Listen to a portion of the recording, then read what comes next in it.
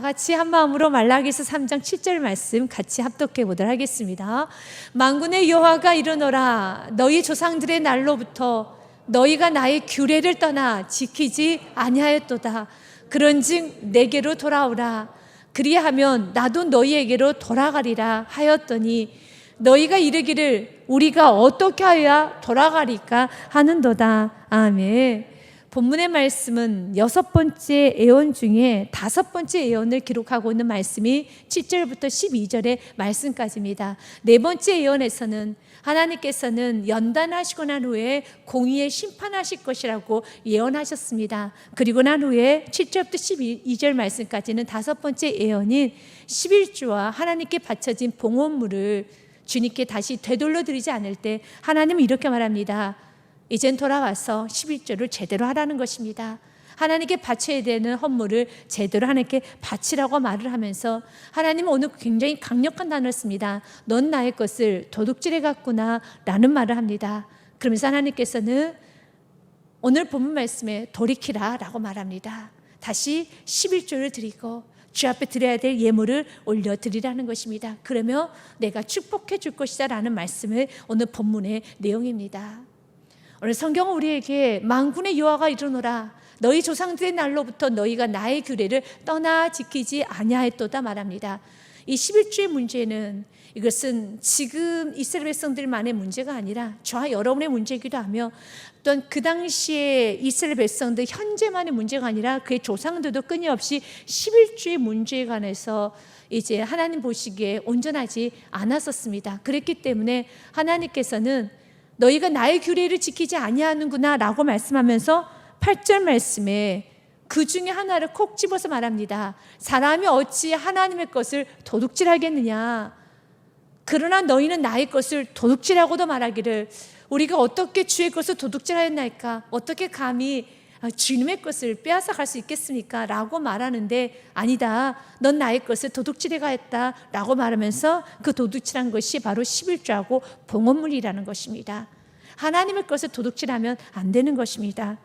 그러나 이 11조를 도둑질하는 거, 하나님께 드려야 할 예물을 훔쳐가는 그 행위는 지금 이스라엘 백성들의 현재만의 문제가 아니라 그들의 조상의 조상들도 이 죄를 범하고 있었다는 겁니다. 그렇다면 이 말씀은 지금 우리가 듣고 있는 말씀, 바로 우리의 문제이기도 하지만 우리의 부모의 문제이기도 하고 우리 부모의 문제이기도 하는 가정의 고질적인 질병일 수도 있고, 교회가 오늘 지금의 문제만이 아니라 교회 전의 문제일 수도 있고요. 교회가 20년 된 교회, 30년 된 교회, 10년 된 교회, 10년간, 20년간 이 문제에서 다시 하나님 앞에 회개하기를 원하는 것도 우리가 돌아봐야 되는 것입니다. 성경 우리에게 이렇게 말합니다. 너희 조상들의 날로부터 참 오랫동안 7절 말씀처럼 너희가 나의 규례를 떠나 지키지 아니하였도다. 맞습니다. 그들은 하나님의 규례를 지키지 아니했습니다. 그렇다 해서 하나님께서 그들에게 가르쳐주지 아니했는가? 아닙니다. 수많은 선지자를 통하여서 무엇이 옳은 것인가, 무엇이 그른 것인가 분명히 말씀하셨습니다. 그럼에도 그들은 잘 말을 듣지 아니했었지요. 근데 성경은 말합니다. 너희가 나의 규례를 떠나 지키지 아니했도다. 그런즉 내게로 돌아오라. 아멘. 주님께 돌아오면 살아납니다. 우리 주님 오늘도 우리에게 바랍니다. 다시 한번 11조를 주 앞에 드리고 봉헌물을 드리고 우리의 마음을 주님께 드림으로써 우리 교회가 다 주님께 돌아옴으로써 회복받는 은혜가 있으시길 바라겠습니다. 에레미야 26장 4절부터 5절 말씀은 하나님은 끊임없이 보냈다고 말합니다. 너는 그들에게 이와 같이 이르라. 여호와의 말씀이 너희가 나를 순종하지 아니하며 내가 너희 앞에 둔 내 율법을 행하지 아니하며 내가 너희에게 나의 종 선지자들을 꾸준히 보내 그들의 말을 순종을 하였으나 너희는 순종하지 아니하였느니라. 꾸준히 보내주셨다는 겁니다. 꾸준히 나의 삶 가운데 거룩한 주의 신앙을, 11조의 문제를, 또한 헌물의 문제를 헌신하며 또한 섬김의 그 문제를 참 많이 관여했음에도 불구하고 너는 꾸준히 주의 말을 듣지 아니하였다라는 것입니다. 이제는 주님께 돌아오라 할 때 오늘 귀한 말씀 붙들고 돌아오셔야 되는 것입니다. 그러면서 주님께서 이사야서 55장 6절 7절 말씀처럼 지금 우리에게 약속합니다. 너희는 여호와를 만날 만한 때에 찾으라. 가까이 계실 때에 그를 부르라. 7절 말씀 참 귀한 말씀이죠. 주님께서 오늘 돌아오라고 하실 때는요, 용서해 주시겠다는 전제가 있습니다. 같이 있습니다. 악인은 그의 길을, 불의한 자는 그의 생각을 버리고 유혹께로 돌아오라. 그리하면 그가 긍휼히 여기시리라. 우리가 하나님께 돌아오라. 그가 너그럽게 용서하여 주시리라. 아멘. 우리가 주님께 돌아와야 되는 겁니다.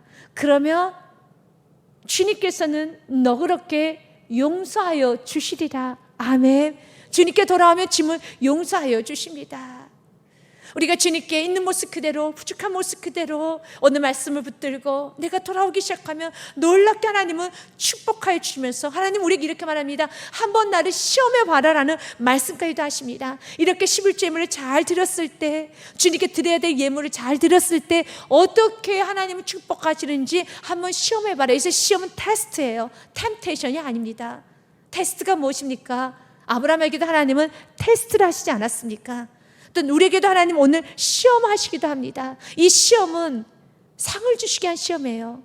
하나님께서 아브라함 너무너무 사랑하셔서 테스트했었죠. 너의 독자 아들 이삭을 내게 좀 바치겠느냐 시험하셨어요. 그런데 하나님께서는 그의 아들 이삭을 빼앗기 위해서 유혹한 것도 아니고요, 빼앗기 위한 것도 아니라 시험하신 겁니다. 하나님께서 그에게 축복하시기 위하여 아브라함은 그 시험에 잘 통과해서 하나님은 이렇게 말합니다. 이제야 너가 나를 경외하는 줄 내가 아노라라고 말하면서 독자 이삭을 바쳤었을 때 하나님께서는 이삭을 거둬가신 것이 아니라 여호와 일의 하나님을 만나게 하십니다. 공급하여 주신 하나님, 여호와의 산에 친히 준비해 놓았습니다. 수당이 준비되어 있습니다. 그러면서 하나님께서 말합니다. 너의 삶 가운데 이렇게 하나님 믿고 온전히 바치기 시작했을 때, 하나님을 신뢰하며 순종하기 시작했을 때 내가 너의 삶 가운데 여호와 일의 하나님을 축복하여 주실 것이란다. 내가 너의 삶 가운데 영원히 공급하여 주실 것이란다. 여호와의 산에 준비되었음을 믿으시길 바라겠습니다. 그래서 돌아와야 되는 것입니다. 있는 모습 그대로, 부족한 모습 그대로 돌아오셔야 돼요. 참으로 좋지 못한 생각을 하고 있는 그리스도인들은 내가 어느 정도 좀 고치고 난 후에, 좀 수정하고 교정하고 난 후에, 좀 제대로 좀 갖추고 난 후에 주님께 돌아가겠습니다 라고 말을 하는데, 제대로 갖추고 난 후에 주님께 돌아가서는 안 돼요. 우리의 힘으로는 제대로 갖출 수도 없고, 우리의 힘으로는 제대로 우리는 교정할 수도 없어요. 하나님이 도와주셔야지만 고칠 수도 있고, 하나님이 도와주셔야지만 교정할 수도 있는 것입니다. 그렇기 때문에 내가 좀 온전하고, 주님 정리할 것 좀 정리하고요, 좀 내가 바르게 생활 좀 하고요, 어느 정도 하나님 보시기에 부끄럽지 않은 상태로 좀 갖추고 난 다음에 돌아가겠습니다 라는 생각을 오늘 과감하게 버리십시오. 그런 생각하면 안 되는 겁니다. 인간은 무능합니다. 아무것도 할 수 없습니다. 그렇기 때문에 주님께서 은혜 주시면 부족한 모습 그대로, 거친 모습 그대로, 여러 흠집나고, 그리고 또한 상한 모습 그대로, 죄 지은 모습 그대로 돌아오십시오. 그러면 주님께서 힘을 주십니다. 그 죄를 씻을 수 있는 힘, 회개할 수 있는 은혜도 보여주시고, 모난 분을 꺾을 수 있는 힘, 어지러진 내 주변의 환경을 정리할 수 있는 힘을 보여주시는 것이지, 내가 좀 정리 좀 하고 내가 좀 온전히 쓰고 난 다음에 돌아갈 생각하지 마시고요, 정리되지 않은 상태에서, 부족한 상태에서, 엉클어진 상태에서 그냥 먼저 오는 게 먼저입니다. 주님께 돌아오는 것이 먼저입니다. 예수님께서 마태복음 9장 12절과 13절 말씀을 보면 굉장히 중요한 말씀하십니다. 예수님께서 들으시고 이르시되 건강한 자에게는 의사가 쓸데없고 병든 자에게야 쓸데있느니라. 이 말씀을 하게 된 배경은 예수님께서 세리와 죄인들하고 식사를 합니다. 그때 바리새인들이 어찌하여 당신의 제자들은, 어찌하여 당신은 세리와 죄인과 식사를 할 수 있겠습니까? 라고 말합니다. 우리 예수님은 죄인과 식사를 하면서 한다는 것은 죄인과 가까이 갑니다. 왜 그렇습니까? 그 죄는 구원하시기 위해서 이 땅에 오셨기 때문에요. 의인을 구원하러 온 것이 아닙니다. 그래서 예수님께서는 12절 말씀에 나는 병든 자를 찾아왔어. 예수님께서 들으시고 이르시되 왜 어찌하여 세리와 죄인의 친구가 되십니까? 왜 세리에게 가까이 갑니까? 죄인에게 가까이 갑니까? 라고 묻자, 그러면 나는 구원자인데 구원자는 죄인에게 가까이 가서 죄인을 구원하러 왔지. 맞습니다.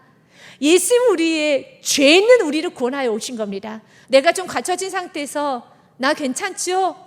이제 나 구원해 주세요가 아닙니다. 죄인을 구원하러 오셨습니다. 예수님께서 들으시고 이르시되 건강한 자에게는 의사가 쓸데없습니다.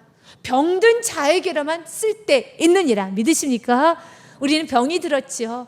우리는 건강하지 못하지요. 그래서 우리 예수님이 필요합니다. 조금 더 정확히 말하면 우리는 죄인이기 때문에 구원자이신 예수님이 필요합니다.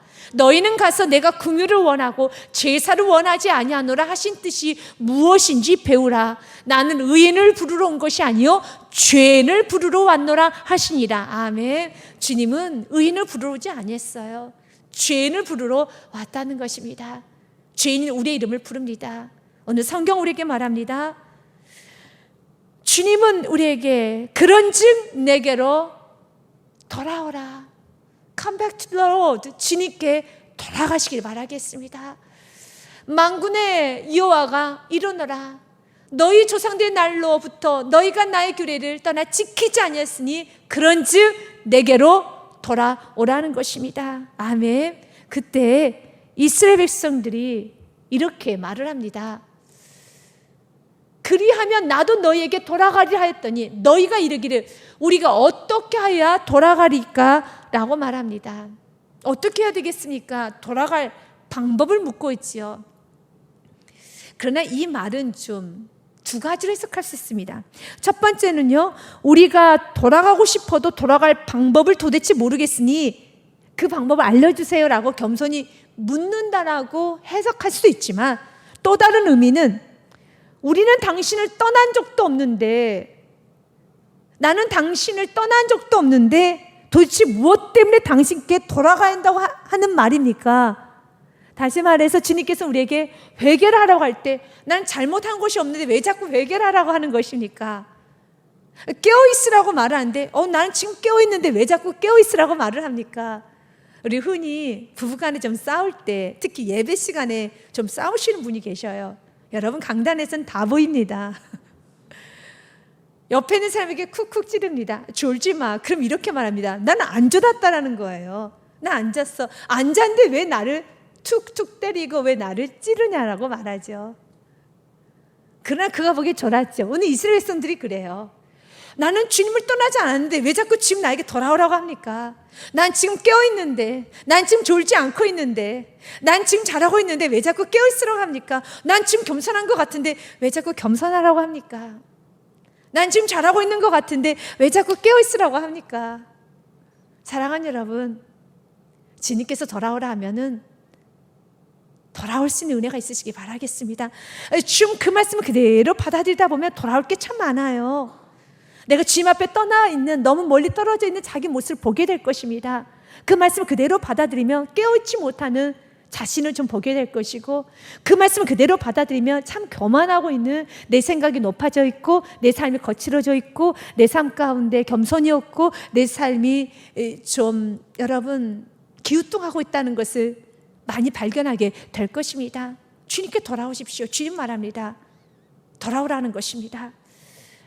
2장 17절 말씀에도 그들이 주님께 돌아오는 방법이 무엇입니까? 라는 그런 겸손한 질문은 아닌 것 같아요. 주님, 나는 주님께로 떠난 적도 없는데 왜 주님 자꾸 오라고 하십니까? 라는 뉘앙스가 더 강합니다. 왜냐하면 2장 17절 말씀에 그들이 이런 말을 했었어요. 너희가 말로 여호와를 괴롭게 하고도 이르기를 우리가 어떻게 여호와를 괴롭혀 드렸나이까? 언제 여호와를, 하나님을 괴롭게 했습니까? 자기 죄를 몰라요. 비침을 받지 못했어요. 사랑하는 여러분, 비침을 받을 수 있는 게 축복입니다. 내가 지금 온전한 11조를 하고 있는가? 또 교회는 비침을 날마다 받아야 되는 겁니다. 성도님들이 드린 그 11조가 잘 쓰여지고 있는가를 날마다 비침을 받아야 돼요. 그래서 우리의 헌금이, 우리의 11조가 하나님 보시기에 아름다운 향기가 되어서 이 나라 인조 세계 열방이 아름다워져야 되는 것입니다. 오늘 주님께서 우리에게 말합니다. 11조는 아름다운 땅을 만드는 귀한 허물이란다. 그러니 그리스도인들은 아름다운 땅을 만들기 위해서, 여러분 이 나라 인조 세계 열방에 평화가 임하기 원합니까? 우리 다음 세대가 마음껏 숨쉬고 마음껏 찬양하며 마음껏 안전하게 살 수 있는 안전한 땅이 되기 원합니까? 아름다운 땅이 되기 원합니까? 11조를 드려야 되는 것입니다. 그리고 그 11조를 교회에서는 잘 써야 될 아주 중요한 책무가 있습니다. 오늘 주님은 우리에게 말합니다. 주님께 돌아오라는 것입니다. 넌 내게로 돌아와라. 만약 돌아오지 아니한다면 난 너에게 저주할 수밖에 없다라는 말씀을 합니다. 호세아서 6장 1절 말씀에도요, 오라 우리가 여호와께로 돌아가자라는 말을 합니다. 호세아서 6장 1절 말씀에 오라 우리가 여호와께로 돌아가자.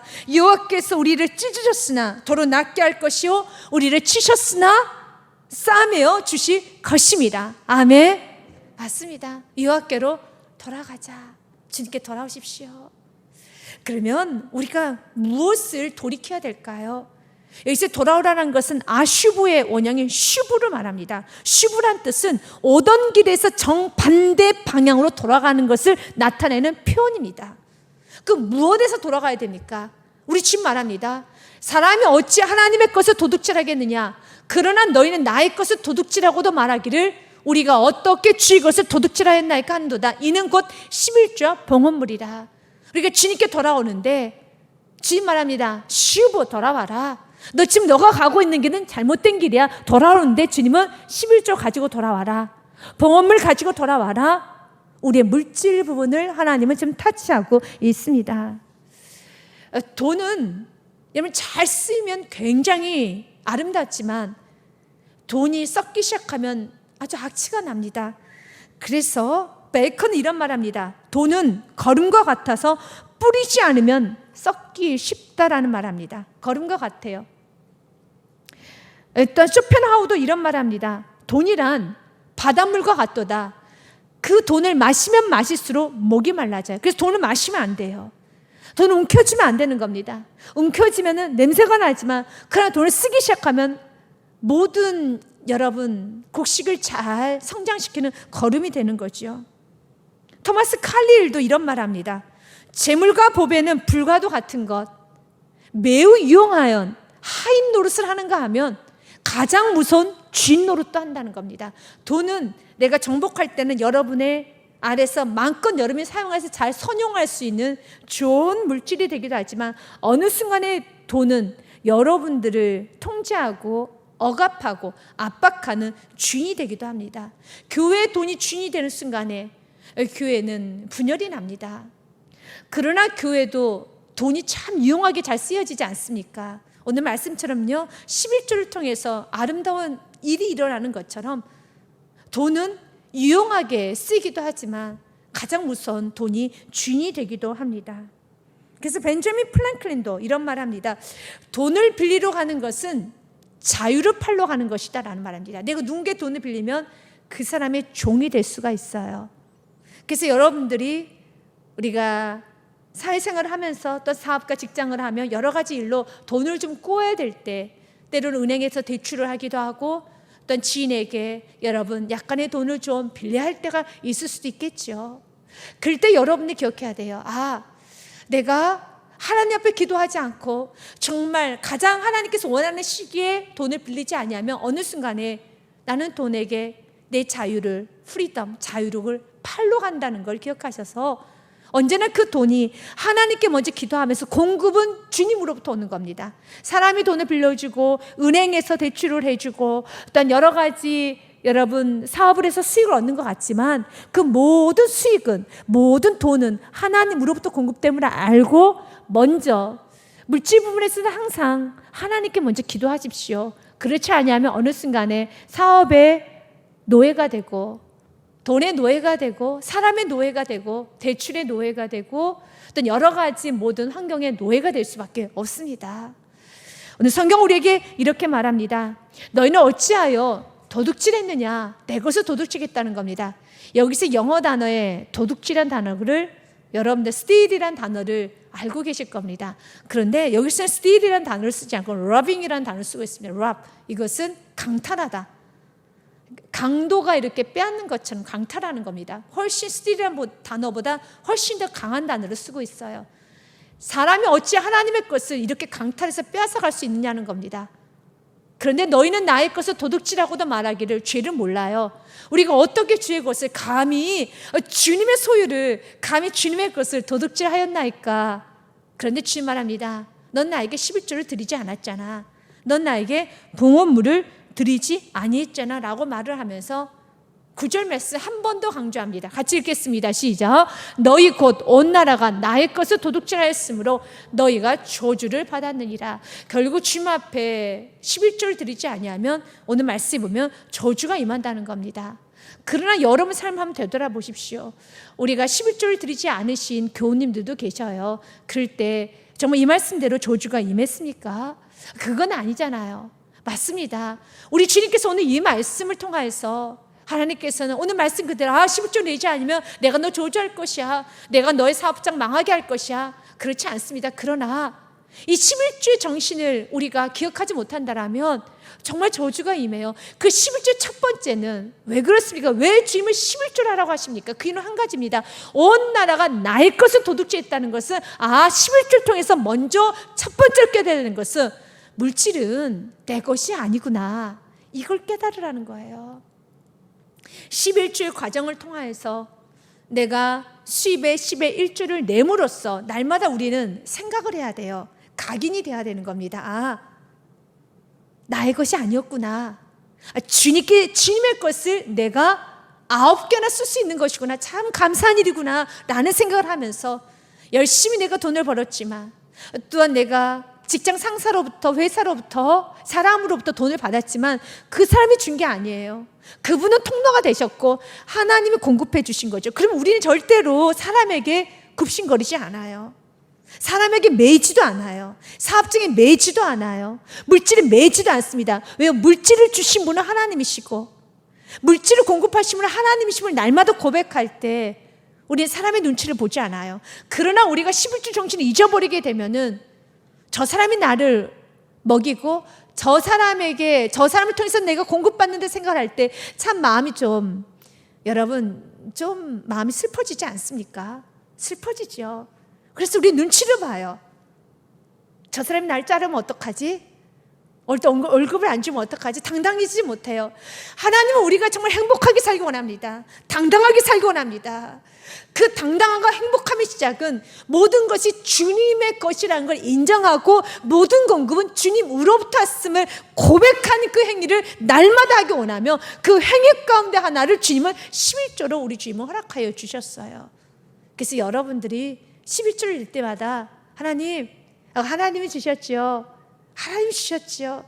하나님 허락하지 아니하면 나는 받을 수 없습니다 라고 하는 순간에 우리는 사람에게 매기보다는 그 사람에게 잘 보이려고 많은 노력을 하기보다는 오히려 우리는 하나님께 잘 보이려고 하죠.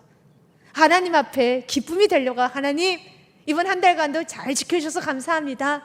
다음 한 달간도 더 많이 허락하여 주옵소서. 그리고 많이 11조 올려드리고 세상의 아름다운 선한 통로로 나의 가정을 나의 사업장 일터를 사용하여 주시옵소서라고 하는 것입니다. 그러면은 주님께서는 그 11조에 대한 명령을 레위기서에 보면 11조에 대한 말씀이 기록이 되어 있습니다. 너희는 11조를 하라고 되어 있었죠. 레위기서 27장 30절 말씀에 보면 그리고 그 땅의 10분의 1 곧 그 땅의 곡식이나 나무의 열매는 그 10분의 1은 여호와의 것이니 여호와의 성물이라 라고 말합니다. 10분의 1은 여호와의 것이라고 말합니다. 모든 것은 다 주님의 것이죠. 그러나 주님께서는 모든 것이 다 주님의 것임을 인정하는 그 행위로 10분의 1은 주님께 바치라는 것입니다. 신명기 26장 12절과 13절 말씀에 그러면 그 11조를 가지고 어떻게 쓰여져야 되는가? 성경 말합니다. 셋째 해 그 11조를 드리는 해에 내 모든 소산의 11조 내기를 마친 후에 그것을 레위인과 객과 고아와 과부에게 주어 내 성읍 안에서 먹고 배부르게 하라. 13절 말씀에 같이 읽습니다. 그리할 때 내 하나님 여호와 앞에 아뢰기를 내가 성물을 내 집에서 내어 레인과 객과 고아와 과부에게 주기를 주께서 내게 명령하신 명령대로 하였사오니 내가 주의 명령을 범하지도 아니하였고 잊지도 아니하였나이다. 아멘. 이건 11조는 주님의 명령이라는 것입니다. 그래서 11조는 모든 성도님들이 제사장을 포함해서 목회자를 포함해서 모든 성도님들이 다 주님 앞에 올려드려야 되는 것입니다. 그러면서 우리는 나눴죠. 첫 번째 11조의 정신은 모든 것이 주님의 것임을 고백하는 행위, 고백하는 표시가 10의 1조인 것입니다. 이것이 바로 11조를 드리는 정신이죠. 그러면서 그 11조를 가지고 교회 안에서는 어떻게 쓰여야 되는가? 성경은 우리가 말씀하지 않습니까? 우리가 신명기 말씀 26장 12절 말씀에 우리가 기록된 것처럼요, 그 11조를 가지고 내 모든 소산의 11조를 내게 마친 후에 그것을, 그 11조를 레위인과 객과 고와 가부에게 주어 성읍 안에 먹고 배부르게 하라라고 되어 있습니다. 모든 지파에게는 땅을 주었어요. 그러나 레위 지파에게는 땅을 주지 않았습니다. 레위 지파는 성전에서 여러분 봉사하는, 지금으로 말하면 이게 목회자, 이렇게 성전에서 이렇게 일을 하시는, 성전에서 사역을 하는 그런 지파를 말합니다. 땅을 주지 아니했었어요. 그렇기 때문에 11조를 가지고 써야 될 세 분야가 있어요. 첫 번째로는 어떤 말씀을 전하는 이제 목회자, 교육자들의 사례가 나갑니다. 이제 두 번째로는 오늘 말씀처럼요, 객과 고아와 가부에게 주어서, 다시 말해서 구제와 성경물로 쓰여집니다. 일단 세 번째는 성전을 보수 유지하는데 그 11조가 쓰여지게 되는 것입니다. 그런데 이 말라기서 말씀은 여러분들이 좀 강해를 지금까지 들어오시면 아시겠지만, 말라기서는 특별히 제사장들의 타락에 관한 말씀인 겁니다. 성도들, 이스라엘 백성들도 11조를 온전히 내지 못하여서 그들도 타락한 모습이 있었습니다. 그런데 그날 그 중에 11조를 잘 내신 분도 있었어요. 그런데 문제는 11조를 잘 냈으면은 그 11조를 가지고 제사장들이 잘 써야 되는 것입니다. 근데 잘 쓰지는 못했어요. 왜냐하면 말라기서 1장 말씀에 보면 하나님께서는 가장 먼저 여러분 정말 채찍하면서 가장 먼저 경책했던 것이 제사장들의 타락이었습니다. 제사장들이 이렇게 하나님 앞에 예물을 드리는 거예요. 너희가 더러운 떡을 나의 제단에 드리고도 말하기를, 여기서 너희는 제사장들을 말합니다. 제단에 드리는 역할을 하는 것을 레위 지파 제사장들이 하는 것이기 때문에 제사장들을 말하는 거예요. 지금으로 말하면 목회자를 말합니다. 너희가 더러운 떡을 나의 제단에 드리고 말하기를 우리가 어떻게 주를 더럽게 하였나이까 한도다. 이는 너희가 여호와의 식탁은 경멸히 여길 것이라 말하기 때문이라. 만군의 여호와가 이르노라. 너희가 눈먼 희생 제물을 바치는 것이 어찌 악하지 아니하며 저는 것 병든 것을 드리는 것이 어찌 악하지 아니하느냐. 이제 그것을 너희 총독에게 드려보라. 이 총독이라는 건 세상에 조금만 직장 상사에게도 드려봐라. 그가 너를 기뻐하겠으면 너를 받아주겠느냐. 그러니까 제사장들이 해야 되는 일이 주님 앞에 제사를 온전히 드려야 되는데 저는 거, 눈먼 거, 흠집 나는 것을 드렸다는 겁니다. 그러니까 제사 드리는 행위에 게을렀다라는 겁니다. 이것을 지금 우리가 현대 용어로 한다라면 예배 드리는 행위에 게을렀고, 말씀에 대한 연구가 약했으며, 예배에 대한 끊임없이 예배를 온전히 주님 앞에 드려지게 되는 예배에 대한 노력이 너무너무 약했어요. 이스라엘 백성들이 11조를 드립니다.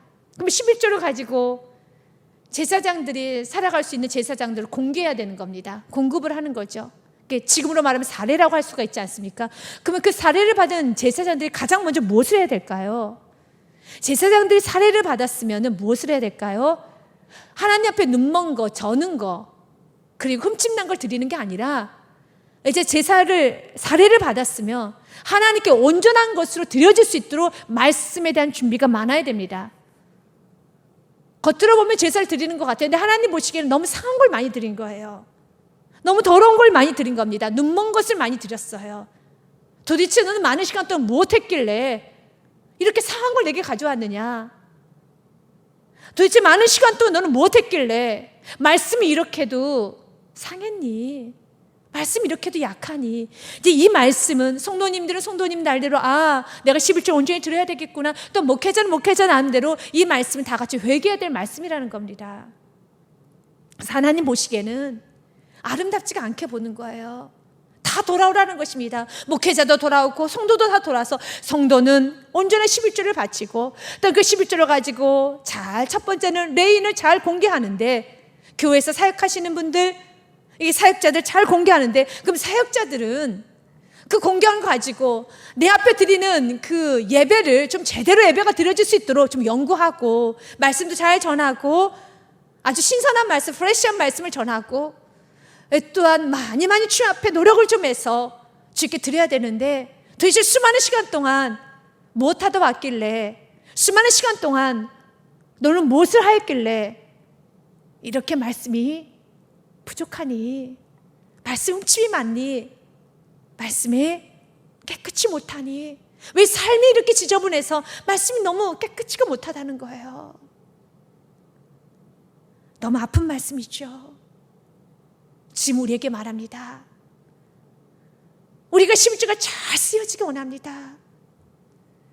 그래서 여러분이 드리는 헌금이 잘 운영이 돼야 되는 것입니다. 그러면서 신명기서 말씀해 보면 레인에게도 공개하기 위해서 11조가 쓰여지게 되고 그 다음에는 객과 고아와 과부, 지금으로 말하면 구제헌금, 성교헌금이죠. 교회는 구제헌금과 성교헌금을 이제 해야 되는 겁니다. 그리고 이 구제헌금과 성교헌금을 통해서 이 사회는 아름다운 땅이 되는 거예요. 마지막 절 12절 말씀에 보면은 11절을 잘 들여지게 되면은 이 세상이 아름다워질 것이란 말합니다. 너희 땅이 아름다워짐으로 모든 이방인들이 너희를 복되다 하리라. 만군의 여호와의 말이니라. 아멘. 세상은 참 불공평하지 않습니까? 여러분, 과부 누구네 가정에 남편은 저렇게 건강하고 정말 젠틀해서 참 잘 도와준대. 나는 왜 과부가 되었을까? 왜 내 남편이 세상을 먼저 떠났을까? 얼마나 불공평합니까? 내가 뭐가 잘못했어? 저 옆집에 계시는 저 사모님하고 나하고 비교할 때 나는 왜 이렇게 부족해서 왜 나는 과부가 되었고 왜 옆집에 계시는 저 여자분은 정말 저렇게 남편하고 같이 재밌게 살까? 나는 과부고 얼마나 여러분 불공평합니까? 고아도 마찬가지예요. 내 옆에 있는 나랑 동일한 어떤 친구는 양부모 밑에서 정말 행복하게 엄마 아빠 하면서 재미나게 사는데 나는 내가 태어날 때부터 무슨 잘못이 있다고, 내가 어떤 잘못이 있다고, 왜 나는 부모도 없이 태어났을까? 내 부모가 누군지는 몰라요. 고아하지 않습니까? 얼마나 불공평합니까? 고아, 과부 다 불공평합니다. 세상에 불공평한 게 너무 많아요. 그래서 우리 세상 좀 말로, 쉬운 말로 금수저라는 것도 있고 흙수저도 있고 뭐 이런 말들이 있지 않습니까? Life is not fair라는 말이 있잖아요.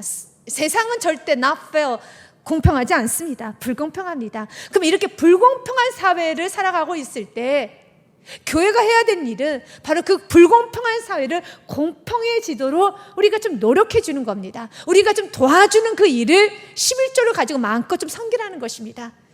세상에 너무나도 불공평한 일이 많죠. 과부 얼마나 불공평합니까? 여러분, 고아 너무너무 불공평하죠. 내가 뭐가 잘못했는데.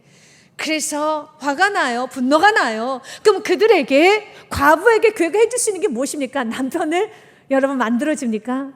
뭐 그 방법도 있을 수 있겠지만 과부가 살아갈 수 있도록 좀 물질적 공급도 해주는 것도 필요합니다.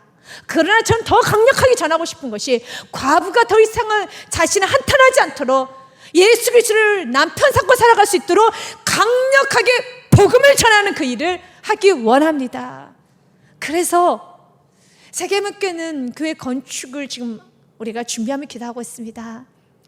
교회 건축을 하기 위해서는 성도님들이 헌금이라는 걸 냅니다. 정말 교회가 건축이 되고 교회 확장이 되면서 헌금을 가지고 교회를 건축했는데 교회의 가장 큰 기능인 복음의 기능이 약해지기 시작하면 주님은 굉장히 많이 화를 내실 것입니다. 많이 책망하실 것입니다. 내가 교회를 이렇게 크게 했을 때는, 내가 이렇게 헌금을 이렇게 모아드리게 했었을 때는 끊임없이 복음이 잘 선포되어서 과부들이 힘있게 살아갈 수 있도록, 고아가 힘있게 살아갈 수 있도록, 객들이 힘있게 살아갈 수 있도록 말씀을 제대로 전하며 그들에게 복음을 제대로 전해야 되는 것을 우리가 해야 되는 1순위라는 것입니다. 주님 우리에게 말합니다. 11절 통하여서 마지막 절 12절 말씀처럼요, 너희 땅이 아름다워짐으로 모든 이방인들이 너희를 복되다 하리라. 아멘. 그래서 모든 땅이 아름다워져서 과부가 힘있게 살아가고 고아가 힘있게 살아가며 모든 교회들이 힘있게 살아가며 또한 나오지 못한 많은 성도님들이 정말 다시 한번 분연하게 일어나서 좀 힘있게 살아갈 수 있도록 교회가 교회 역할을 해야 되는 것이며, 그 일에 있어서 저와 여러분은 11조도 잘 주님께 드리고, 일단 우리 모든 재직들은, 일단 모든 교우님들은 저를 포함해서 깨워서 그 물질이 허투루 쓰여지지 않도록 그 물질이 잘 분배될 수 있도록, 복음에 잘 집중되며 또한 그것이 잘 흘러서 세상으로 나갈 수 있도록, 모든 사람이 다 복음의 접촉점이 되어갈 수 있도록 노력을 해야 되는 것입니다. 이 일에 우리가 쓰임받는 것입니다. 그렇기 때문에 나는 오늘 11조를 내면서 모든 것이 하나님으로부터 왔습니다 라는 고백이 있지만, 하나님은 그 11조를 사용해서 하나님의 나라를 확장시키는 겁니다. 하나님의 일을 아름답게 이루어 가시는 것입니다. 그래서 주님은 오늘 우리에게 이렇게 도전합니다. 만군의 여호와가 이르노라. 10절 말씀이죠. 같이 읽습니다. 만군의 여호와가 이르노라. 너희의 온전한 11조를 창고에 들여 나의 집에 양식이 있게 하고 그것으로 나를 시험하여 내가 하늘문을 열고 너희에게 복을 쌓을 곳이 없도록 불지 아니하나 보라. 아멘. 주님은 테스트해보라는 겁니다. 한번 나를 시험해봐라. 온전한 11절 드렸을 때 어떻게 하나님을 축복해 주는지 한번 테스트해보라는 겁니다. 여러분, 우리 세계명교회 모든 성도님들이 11절을 온전히 드릴 때, 또는 교회는 그 11절을 잘 쓸 때 하늘의 문이 열려서 정말 볼거리 쌓을 곳이 없도록 붙지 않냐나 보라. 그러면 이 복은 뭘까요, 여러분? 지금까지 말씀을 잘 따라서 여러분 들었다면 그 복은 뭘까요? 아, 내가 11절 들으니까 우리 가정에 복을 받는구나. 맞아요. 그것도 맞습니다. 그러나 여기서의 복은 무엇일까요? 12절의 결론이지 않습니까? 아름다운 땅이 이루어지는 거예요. 세상이 아름다워지는 겁니다. 우리가 그걸 꿈꾸며 나가야 되겠습니다. 하나님 세계복교를 통하여서 세상이 아름다워지기 원합니다. 정말 아버지 하나님, 세계복교를 통해서 우리가 저와 여러분이 드린 11조를 통하여서 저도 11조를 잘 드리고, 또한 여러분도 11조를 잘 드리고, 또 저는 제가 해야 될 일이 있죠. 말씀을 잘 준비해서 흠이 나고 여러분 상하고 정말 이런 부족한 말씀을 전하는 것이 아니라 은혜로 날마다 따끈따끈한 프레시한 말씀을 전할 수 있도록 노력을 해야 되는 것이고, 우리 성도님은 삶 가운데 성결과 거룩의 삶을 살며, 목회자도 마찬가지고요, 언제나 삶 가운데 거룩과 성결의 삶을 살려고 날마다 노력해 나감으로써 우리의 이 복음이 깨끗하게 확장되어야 되는 것이고, 우리의 다음 세대에게 전해져야 되는 것이고, 끊임없이 성도님의 신앙이 성장될 수 있도록 우리는 노력해야 되는 것입니다. 끊임없이 개발해야 되는 것이고 발전해 가야 되는 것입니다. 이 일에 우리가 쓰임받기 원합니다. 그러면서 주님이 약속합니다. 한번 온전한 11절을 드려봐라. 11절 제대로 사용해보라. 복을 쌓을 곳이 없도록 붙지 아니하나 보라. 아멘. 맞습니다. 그 복은 세상이 아름다워지는군요. 하나님, 이 복은 우리의 죄가 아름다워지는 것이군요. 맞아요. 우리의 11조를 통해서, 우리의 헌물을 통해서 세상은 아름다워지는 통로가 되는 것입니다. 에베소서 1장 23절 말씀에 성경 우리에게 말합니다. 만물을 충만케 하는 건 교회라는 겁니다. 교회는 그의 몸이니 만물 안에서 만물을 충만케 하시는 이에 충만합니다. 아멘. 만물을 충만하게 아름다운 땅으로 만들기 원합니까? 하나님은 교회를 통해서 그 일을 이루기 원합니다. 교회 누구를 통해서요? 성도, 목회자를 포함한 모든 성도님들이 11조를 잘 주님께 드리면 그 11조를 가지고 교회가 잘 사용하여서 만물이 충만해지길 원하고 있습니다. 이 일에 있어서 저와 여러분이 쓰임받기 원합니다. 11절 말씀에 만군의 여호와가 일어나라. 내가 너희를 위하여 메뚜기를 금하여 너희 토지 소산을 먹어 없애지 못하게 하며 너희 밭에 포도나무 열매가 기한 절에 떨어지지 않게 하리니. 첫 번째로 11조를 온전히 드린 귀한 교우들의 가정에는 하나님이 이렇게 수고한 대로 거둘 수 있는 축복을 주시겠다는 것이죠. 메뚜기는 10가지 재앙 중에서 애굽에 내렸던 10가지 재앙 중에 8번째 재앙이 메뚜기 재앙이었었어요. 메뚜기가 먼저 오게 되면 소산이 먹을 것이 없어요. 메뚜기가 다 여러분 먹어버리고 가기 때문에. 그래서 메뚜기 때가 오면 안 되는 겁니다. 하나님은 우리가 열심히 수고했는데 그 수고가 내 손으로 들어오기 원합니다. 그런 11조를 통해서 하나님 그 축복을 주시겠다는 것이죠. 또 너희 밭에 포도나무 열매가 기한 전에 떨어지지 않게 하리니. 여러분, 포도나무 열매가 내가 따기도 전에 우수수 떨어져서 다 녹아져 버리면 너무 힘들잖아요. 그렇지 않게 하나님이 지켜주시겠다는 것입니다. 시편 말씀 128편 1절과 2절 말씀에 여호와를 경외하며 그의 길을 걷는 자마다 복이 있도다. 아멘. 2절 말씀 같이 읽습니다. 내가 내 손이 수고한 대로 먹을 것이라. 내가 복되고 형통하리라. 아멘. 사랑하는 여러분, 복되고 형통하는 그 일, 이 축복은 여호와를 경외하는 것입니다. 모든 것이 하나님으로부터 왔음을 고백하며 그 하나님께 다시 한번 영광을 올려드리는 것입니다. 마치 다윗처럼요. 다윗은 역대상 29장에 이렇게 고백을 합니다. 모든 것은 다 주님의 것입니다. 나와 내 백성이 무엇이게 이처럼 즐거운 마음으로 드릴 힘이 있었나이까. 모든 것은 주께로 말미암아 싸우니 우리가 주의 손에 받은 것으로 주께 드렸을 뿐입니다. 15절 말씀 같이 읽겠습니다. 우리는 우리 조상도 같이 주님 앞에서 이방 나그네와 거류민들이라. 세상에 있는 날이 그림자 같아서 희망이 없나이다. 맞습니다. 우리 거류민입니다. 16절 말씀 같이 읽겠습니다. 우리 하나님 여호와여, 우리가 주의 거룩한 이름을 위하여 성전을 건축하려고 미리 저축한 이 모든 물건이 다 주의 손에서 왔사오니 다 주의 것입니다. 아멘. 모든 것은 다 주님의 것입니다.